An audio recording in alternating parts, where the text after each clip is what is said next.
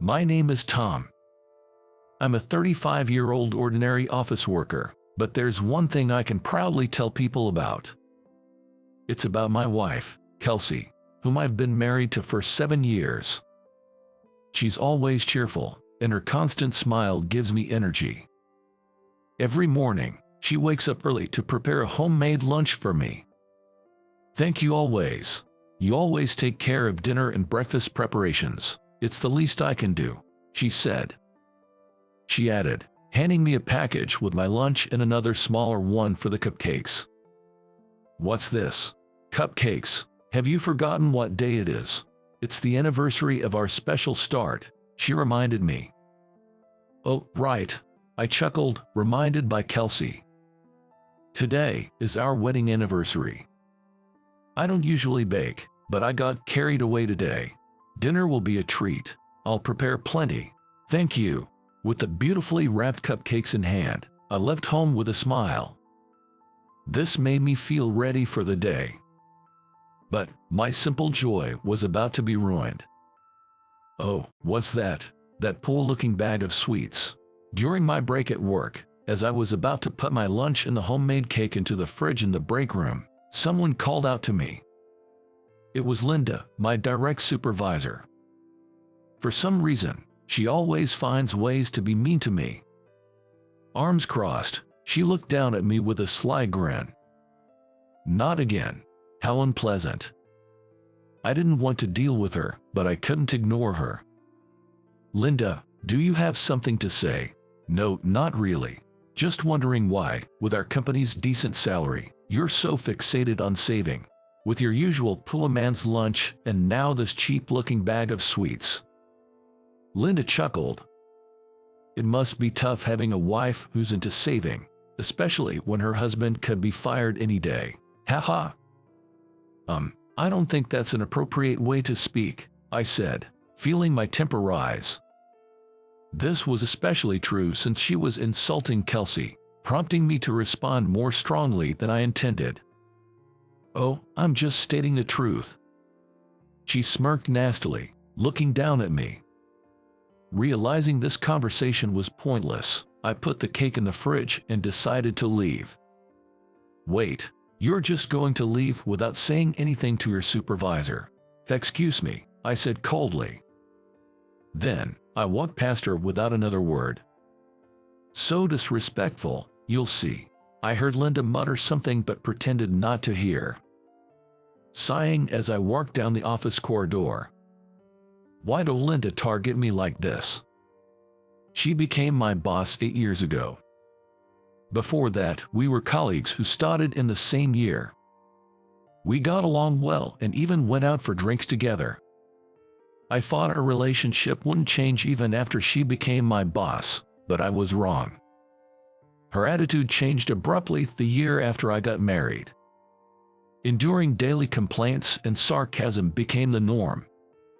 I was given only menial tasks and no longer trusted with important work.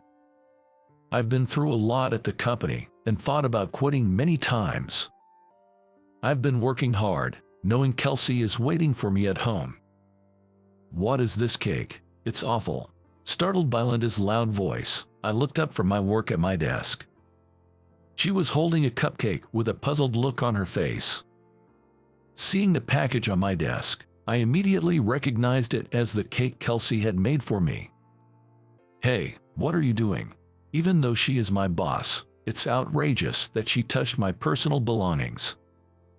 I couldn't help but raise my voice at such unreasonable behavior. But she just looked at me and smiled smugly. How can you eat something so tasteless?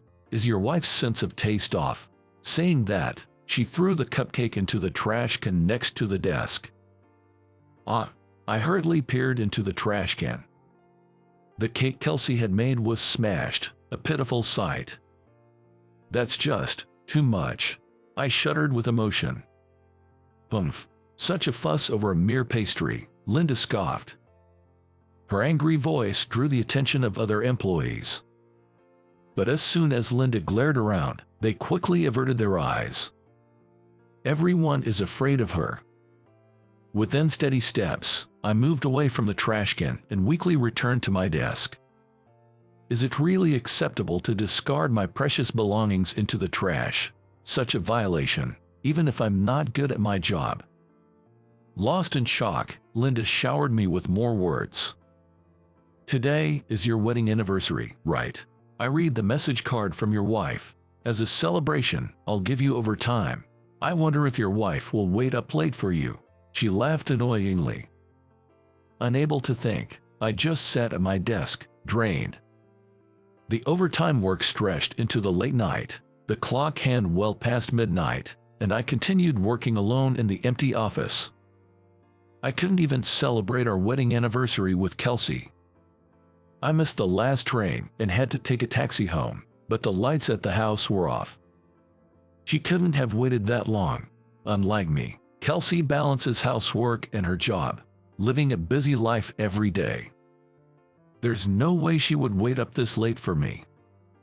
I was so focused on organizing documents that I completely forgot to call her and tell her I would be late. Passing through the dark entrance, I headed to the living room. Suddenly, the living room lit up, and the sound of party crackers filled the room. Happy anniversary, darling. There was Kelsey, holding crackers, smiling at me. Tired from overtime, but I wanted to celebrate our anniversary together, so I stayed up late. The food might have gone bad, so I put it in the fridge, but I'll prepare it now. She cheerfully addressed me, still in shock. Yeah. Seeing Kelsey's warm smile, the tears I had been holding back overflowed. What's wrong? Seeing me suddenly cry, Kelsey rushed over. Sorry, something bad happened at work. What happened? Tell me. But I don't want to upset you. What are you talking about? We're a couple, aren't we? What kind of partner would I be if I don't listen when you're struggling? Kelsey. I lifted my somber face and slowly started to tell her about what happened at work. Hearing my story, Kelsey's face turned angry. That's just harassment, not work. You should quit a company that has a boss like that, Kelsey exclaimed. As much as the harassment is terrible, quitting isn't really an option. What if you get sick because of that supervisor? I don't want you to become ill. No, I don't think it will get that bad. Don't underestimate the impact on your mental health. We're going to the Labor Standards Inspection Office tomorrow, but they can't do anything without evidence, right? That's true. We need evidence. Kelsey's eyes gleamed ominously, and I shuddered. Just wait, I have something good, she said. Then she went to the next room and returned with something in her hand. I had a really bad feeling about this. This might be a bad idea. Why? It's just recording the sounds around you. She handed me a small voice recorder. The plan was to record the terrible things Linda said to me and take it to the Labor Standards Office. We can even claim damages for the mental anguish she's caused, Kelsey said. Her face lit up with a mischievous smile. No, recording my interactions with Linda is a bet. Are you okay with letting that awful boss get away with it? No, let's get revenge. Okay, I'll try recording. Pressured by Kelsey's intensity, I ultimately accepted the voice recorder. If I didn't act, Kelsey might take drastic action herself. I had to prevent that at all costs. She can be quite proactive and fearsome at times. A few days later, Linda and I were summoned by the HR manager, Michael. Linda, what's this about? Michael played the voice recorder I had submitted to the Labor Standards Office. This is... Linda's face turned pale as she listened to her voice from the recorder. Really? Everyone would work better if a useless person like you weren't here. Your wife makes such poor-looking lunches. Listening to the playback made me feel sick. I had to cover my mouth. Are you okay, Linda? What's all this? Well, I was just guiding him. Is berating his wife's cooking part of your guidance? There's a reason for that. It's unreasonable to expect women to always make lunches. We're in an era of gender equality, but you're criticizing a lunch made by a woman. Yes, I'm sorry. Apologize to him, not me. As soon as Michael said that, Linda clenched her mouth and glared at me. It's his fault. I've been giving him signals for so long. He must have had feelings for me too. But then he marries another woman. What? Both Michael and I were speechless at Linda's words. Was she harassing me all this time because of unrequited feelings? Do you realize how you're being perceived right now? What do you mean? Look at this. The moment Linda saw the cell phone screen that Michael showed her, her face changed color as she exclaimed, "What? What's this?" There was Kelsey's social media. Without naming Linda, Kelsey had been exposing the treatment I received on social media. But Linda's surprise wasn't just about that. This person is the retired actress Jennifer, isn't she? In fact, Kelsey used to be a well-known popular actress. However, she retired when we got married. Now, she had turned into a famous influencer, using her past fame to earn millions every month. The house we lived in was bought outright with her savings, and she even paid for the entire wedding. However, she retired when we got married. We weren't struggling financially, so I didn't need to work, but I wanted to earn enough for my own expenses. Is everything written here about me? Lindy asked Michael, her face pale. Michael let out a deep sigh and nodded, saying, "Yes, that's right. If things continue this way, your personal information might get leaked. If the company gets identified, it'll cause a commotion. We want to handle this before it escalates, okay? So, you're saying I should resign. That might be best for you. Also, if you have any social media or blogs, you should shut them down immediately. Jennifer's fans might start harassing you if they identify you." Wait, you mean Jennifer's husband is? Yes, that's me. Is there a problem? No way, Linda exclaimed, as if she couldn't believe such an improbable turn of events. I used to be just a fan of hers. Never thought I'd end up in this relationship. We kept their relationship quiet within the company, Michael added. I'm truly sorry. Please ask your wife to delete the social media posts. I have my own life to live. Please. Linda, trembling, begged me.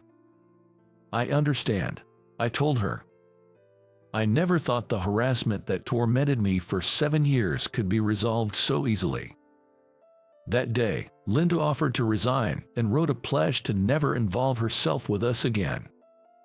It seems she's now living quietly back at her parents' house. As for me, life had returned to normal. I'm still working at the same company.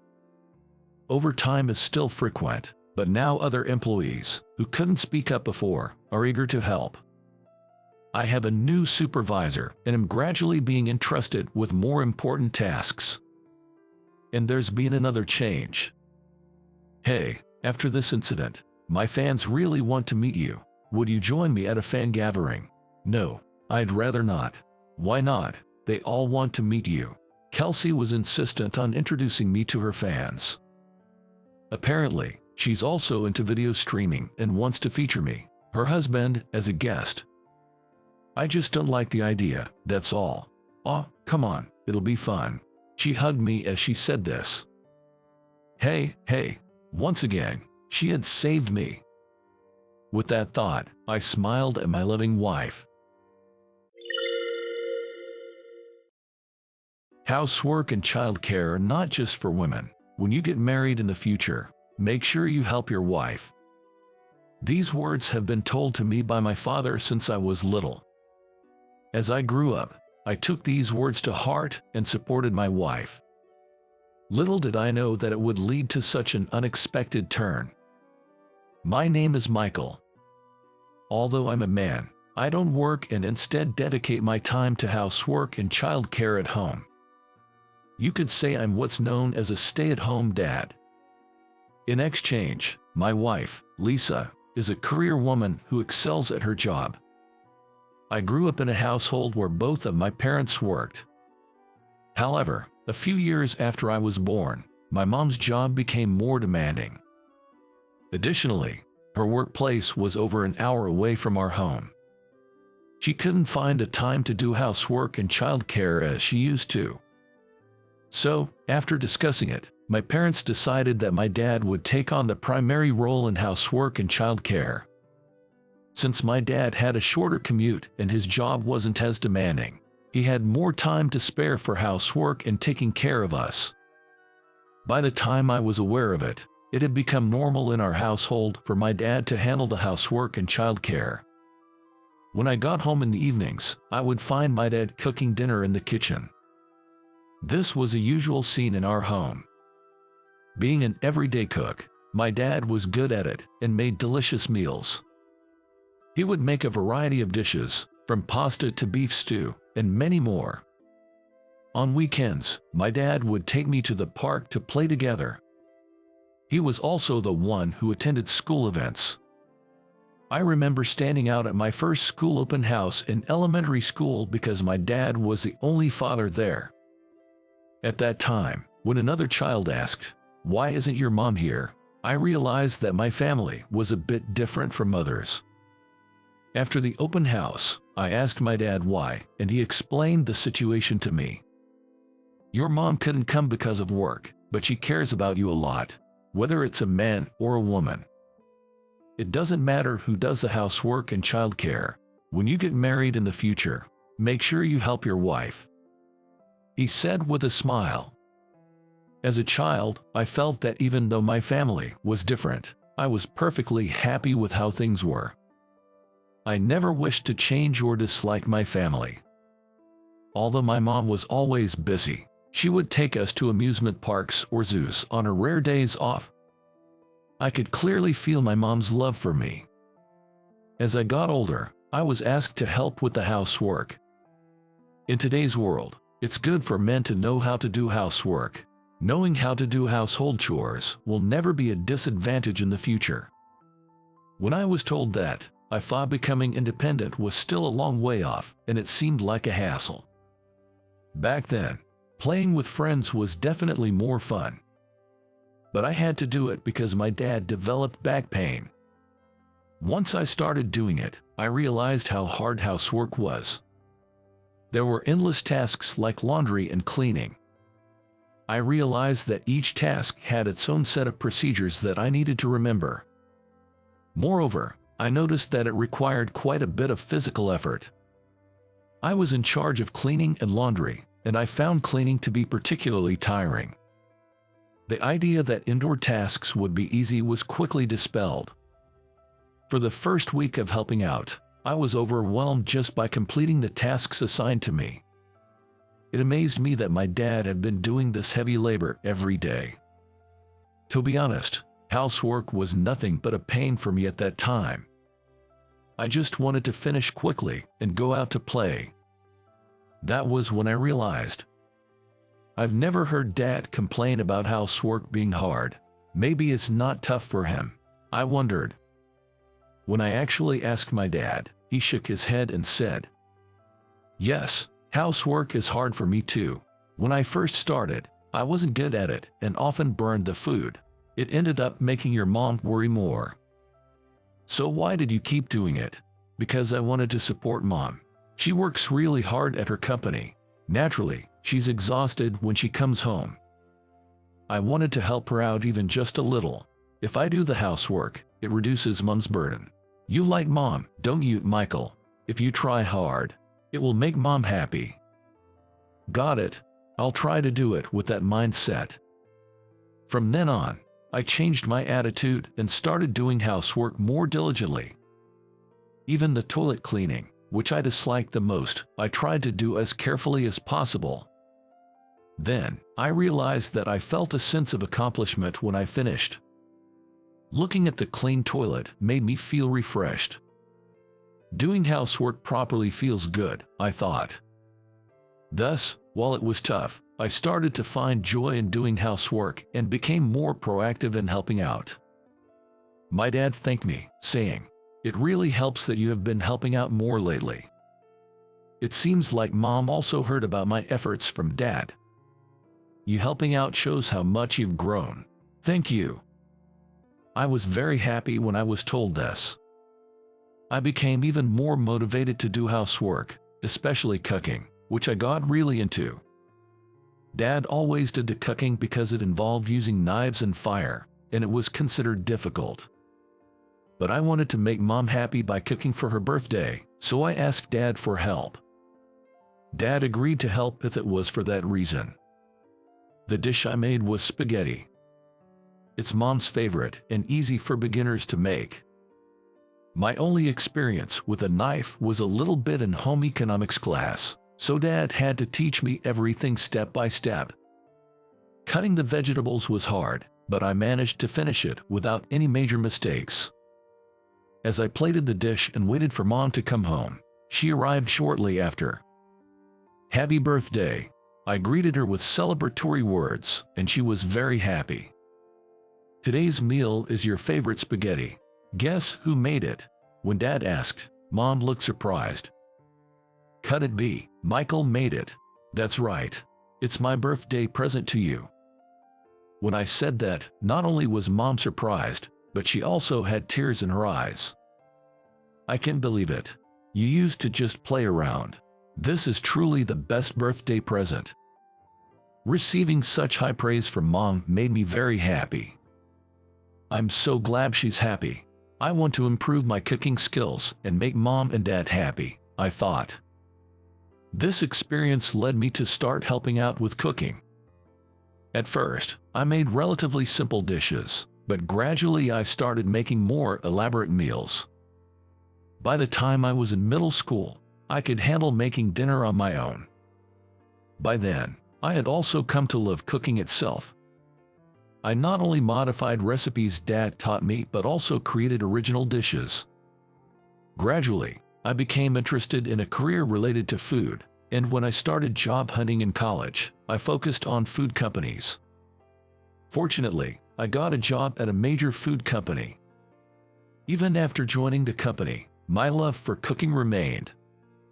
I made my own lunch every morning and ate it during lunch break. One day, while eating at the office, my colleague Lisa asked me about it. "Hey, who made that lunch for you?" "Oh, I made it myself." "Really? It's so elaborate and has so many different things. I thought maybe your mom made it for you."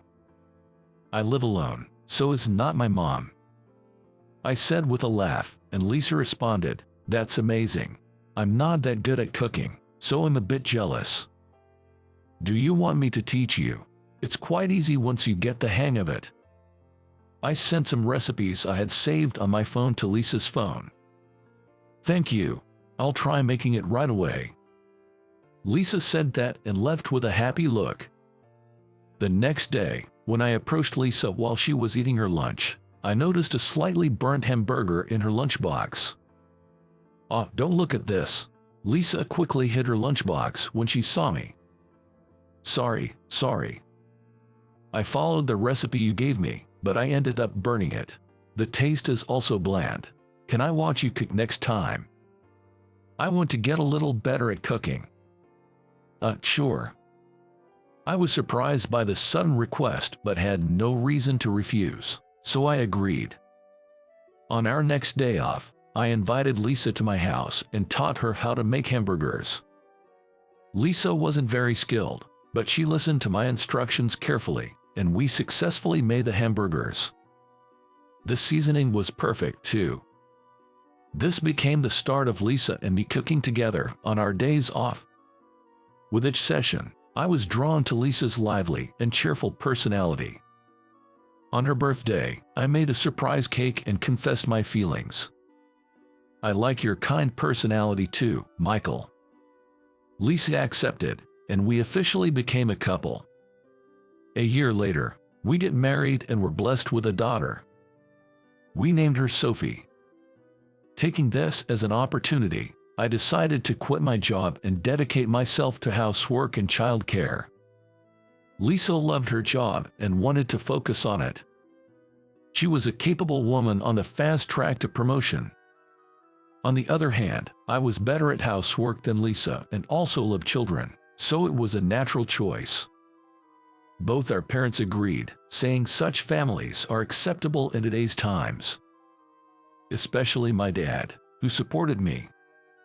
"Michael, you'll be a great father. Call me anytime you need help." he said. Thus, I became a stay-at-home dad, taking on all the housework and childcare responsibilities. Focusing on our strengths, our household was running smoothly. However, there was one problem at Lisa's workplace.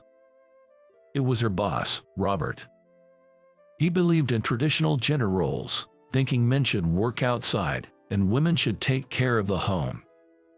Even when I quit my job, though he was from another department, he went out of his way to say, "It's crazy for a man not to work," after hearing rumors.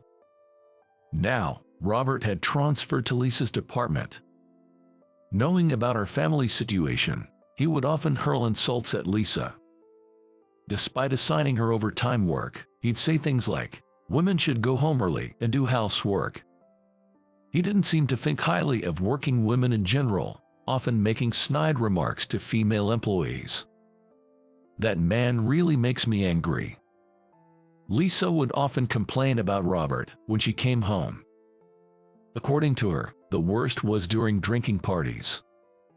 Robert, when drunk, would start saying, "Women aren't suited for work. It's best for them to get married and stay at home." It was incredibly annoying, but no one could call him out due to his position as a department head, forcing them to endure his endless rants. Apparently, some female employees had even quit because of him. Lisa seemed to be managing, but it was clear she was under a lot of stress. I wish we could do something about him. The person who said it probably doesn't even remember, so it's a waste of time to take him seriously. Just ignore it and wait for the next personnel transfer to send him somewhere else, I suggested. Listening to Lisa's complaints and helping her relieve stress had become part of my daily routine. One morning, as usual, I was preparing Lisa's lunch to take to her company. According to Lisa, her colleagues thought she made the lunch herself. It wasn't that she said anything in particular. It just naturally led to a misunderstanding. I could imagine Robert making snide comments again if it came out that I was the one making it. And I didn't particularly want her coworkers to know I was the one preparing it, so I left it as is. The lunch was successfully prepared that day as well. But a small incident occurred. Sophie started a commotion after spilling her milk during breakfast. It seemed some of the milk got on her clothes as well. While I was dealing with this, it was time for Lisa to leave for work. I hurriedly sent her off, cleaned up the spilled milk, and changed Sophie's clothes, then returned to the kitchen. That's when I noticed Lisa's lunchbox sitting there alone. Oh no, I forgot to give it to her in all the rush. I called Lisa's phone. "I forgot your lunch, so I'm going to bring it to you now." "Ah, that's right. I'll wait in front of the company then. If I go to the office, Robert might see me." Understood. It was about time to drop Sophie off at daycare, so I could stop by the company afterward. I put Sophie and the lunchbox in the car and headed to the daycare. Then, I drove to Lisa's company. Upon arrival, Lisa was waiting in front of the company. I parked the car and handed her the lunchbox. "Sorry I forgot to give it to you when we left the house." "It's okay. You always make it for me, so no worries." With that, the trouble was resolved. Just when I breathed a sigh of relief, a figure suddenly appeared behind Lisa. I was startled to see who it was. It was Robert. He was holding a bag, seemingly about to go out. As soon as he saw me, Robert frowned. Well, if it isn't Lisa's husband. What are you doing here? I've run into someone unpleasant." I thought to myself, but decided to respond as neutrally as possible. "Actually, my wife forgot her lunch, so I came to deliver it." "Is that so? By the way, I overheard your conversation. Are you the one making lunch every day?" "Yes, that's right." I'm probably going to get a few snide remarks now, I thought. As expected, Robert started ranting, snorting disdainfully. "Are you a full-time house husband? A man not working and just staying at home is a burden to society. Making lunch is supposed to be a woman's job. It's disgraceful for a man not to work and just do household chores. You have a child, don't you? Can a child grow up properly in such a household? He went on and on as if he had been waiting for this moment. What's wrong with a man doing housework? It's not causing any trouble at the company, I thought. I was furious but thought it was not wise to argue back here. Making a scene could negatively affect my wife's position at her company. I was about to deflect a comment lightly when Lisa shouted. "Enough is enough," Lisa exclaimed loudly. I was surprised by my usually calm wife's outburst. Housework, including child-rearing and cooking, is a respectable job. We have discussed and agreed upon this division of labor in our household. Please don't meddle in our family's decisions. Besides, my husband being a stay-at-home dad doesn't inconvenience you, Robert. So please leave us alone," Lisa said firmly. Robert, taken aback by her assertiveness, mumbled something and walked away. Lisa calmed down and apologized. "Sorry for raising my voice. I was just so angry." "No, it's fine. If anything, I'm grateful. Thank you." I was genuinely relieved Lisa had spoken up, but I worried about the repercussions of standing up to her boss. Unfortunately, my concerns came true. Since that incident, Lisa became a bigger target for Robert, facing an onslaught of daily harassment. About a month later, Lisa was visibly exhausted. Moreover, it became clear from the newly announced personnel changes that Robert would not be transferred. "Why don't you quit the company? We have enough savings, and you can take your time to find a new job." "Well, maybe I should." Lisa agreed. However, a significant change occurred shortly after. The company's president was suddenly replaced by a woman. The previous president had fallen ill and could no longer work, leading to this change. The new president, being a woman, implemented a series of reforms from a female perspective. She promoted paternity leave for men and supported female employees in returning to work after pregnancy and childbirth, spreading ideas completely opposite to Robert's. Robert was demoted after a meeting with President Johnson exposed his discriminatory beliefs and history of harassment. Lisa decided against quitting and continued working as before. "The company has become so much more comfortable to work for," she said happily. In a few years, the company became popular among women for its positive reputation, and the number of female employees increased. We also started to gain attention as an exemplary couple. As proof, I was interviewed for the company newsletter, where I shared my views on housework and child care. After the newsletter was published, I became known throughout the company group as a commendable stay-at-home dad. Furthermore, the reputation spread externally. Thankfully, I was approached by the media and started writing a column on childcare and housework in a magazine. Initially anxious, I managed with the editorial team's help. I hope my experiences can help others. My parents were delighted when I informed them. "I'm so glad to see you've become a great father." My dad even called and said. Interestingly, there seemed to be a change in Robert too. When Lisa had to meet him for work, he apologized for his previous harassment. After being demoted, he explained the situation to his wife, who left him due to his arrogant attitude. Facing the challenges of housework alone made him realize its difficulty. After convincing his wife to return, he began helping with housework. When he asked me for housework advice, I couldn't believe what was happening. Lisa was amazed. In any case, it's great that things have improved. Our family might be a bit unconventional, but Lisa and I are doing what we love. I want to continue protecting this happy home.